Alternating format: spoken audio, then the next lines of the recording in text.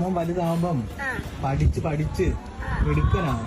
എന്നിട്ട് നല്ലൊരു ജോലി മേടിച്ച് അബ്ബായി അമ്മയും പൊന്നുപോലെ നോക്കണം കേട്ടോ. അബ്ബായി എന്താ പഠിച്ച് അമ്മൂമ്മയും അപ്പൂപ്പനെയും പൊന്നു കൂട്ട് നോക്കാത്തെ? അബ്ബായിക്ക് അതിനുള്ള അത്രയും കഴിവില്ലായിരുന്നു പോലെ. അബ്ബായിടെ മോനല്ല ഞാൻ, എനിക്ക് നാട്ടിലെ കഴിവല്ലേ.